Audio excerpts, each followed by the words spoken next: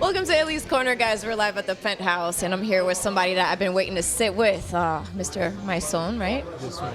And I'm really, really excited, man. This is a person that I've been waiting to sit with, guys. And shout out to my sponsors, DigiWax, The Playlister, and The Matrix Studios for making it happen. And, of course, the gentleman coming to see me as well, Yes, ma'am. right? And we got a lot of big things going on. I mean, obviously, we're representing for Black history and, of course, Martin Luther King. And you have a big history. We're in the house with some of your old family, right, with the Rough Riders. And right.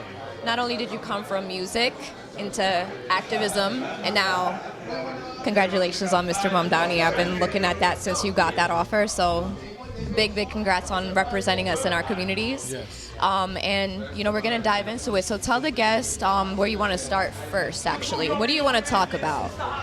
I mean, I don't really know. What do you want to start? I mean, I do a lot of things. As you said, I started out in music.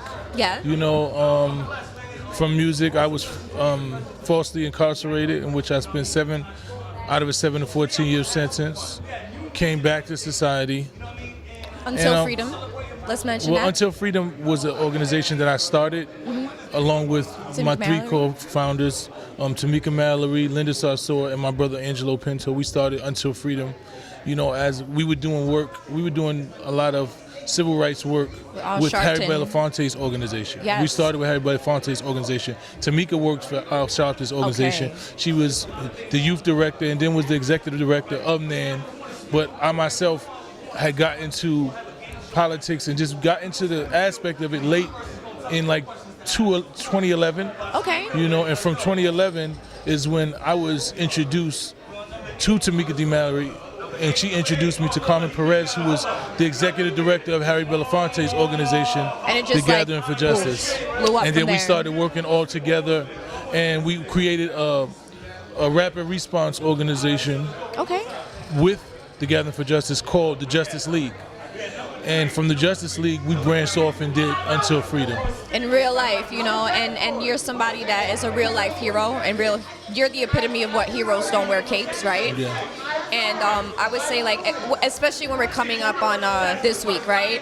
It's a major standpoint for what it is to be people like us and be people of color. So what would you say from Mr. Martin Luther King would be the most thing that you pull in your activism, or what inspires you from him?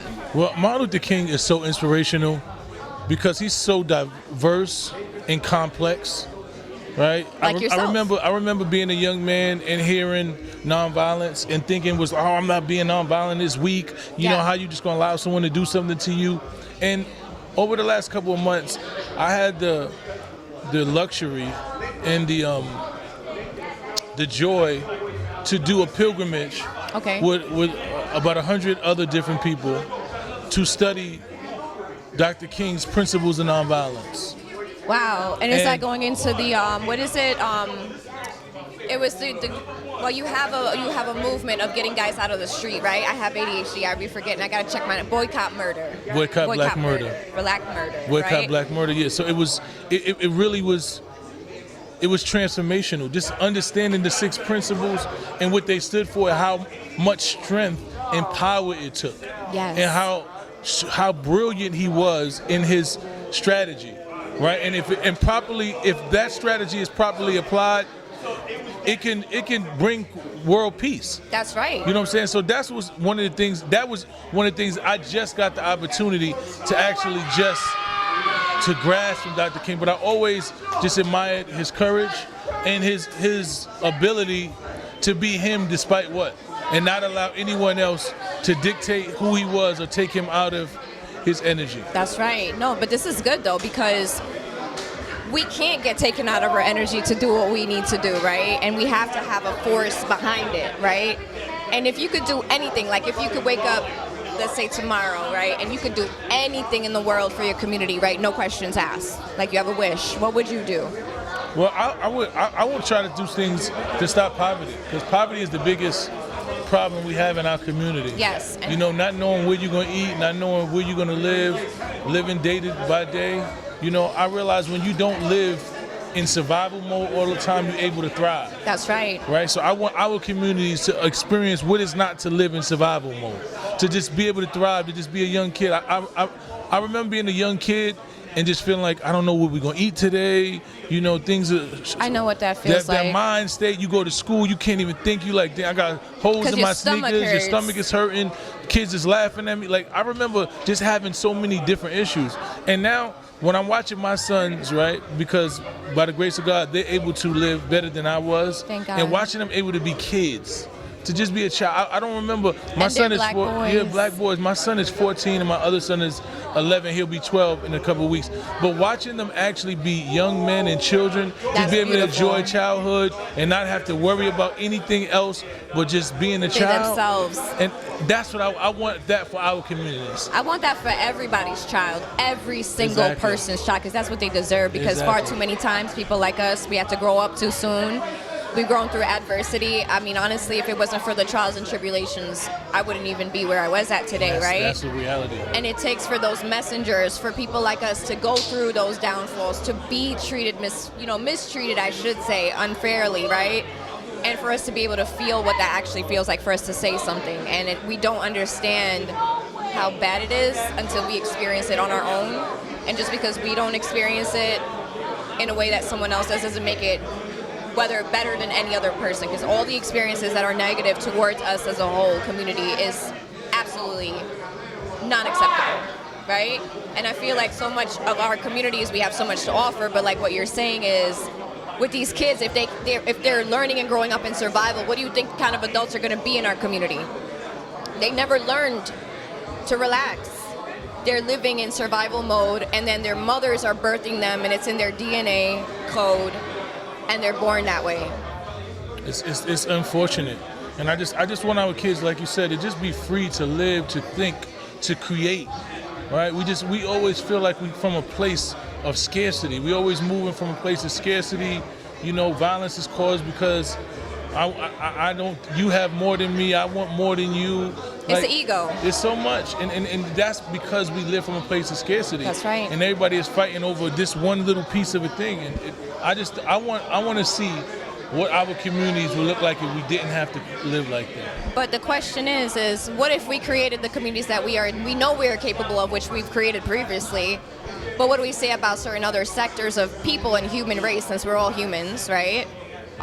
What do we say about those people when we build greatness that they burn it to the ground? Like, how do we avoid those types of situations? It's really hard, and that is the quagmire that we live in, right? I want world peace, I want global unity, but at some point you realize that certain people aren't trying to be unified, right? So, and when you realize that your basic common sense tells you that you have to separate from those type of individuals. That's right. Right?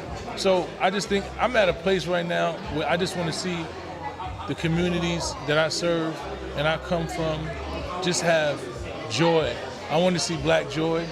I want to see black love. I want to see black success, black power. I want to see all of those things. I see so many different other cultures and communities experience that. You know, I've been able to travel around this world, and I'm watching so many other people live in joy, and they're just doing in it. Peace, and just like. All it takes is to understand ego, understand perspective, empathy, sympathy is important, right? Relations important, and understanding where people come from for the people in the back of the room is what I mean. And you know, if we can be able to come together, because the only difference about certain communities is that they have unity. And if we can be able to come past that without that bucket mentality of a crab in the bucket, right? We're going to be able to build greatness, because we know, like we said before, we're capable of it, but it just takes that group. It's like that village, right? It takes a village. And so you're one of those pillars of the village. And, you know, me personally getting to sit with you today is definitely an honor. Like I said, I've been watching you on social media for quite some time now, and I really respect you as a person and what you do. You have a really great soul. We're very lucky to have persons like you, and I'm actually really, really astounded that I think I manifested sitting with you, because I was just like, wow.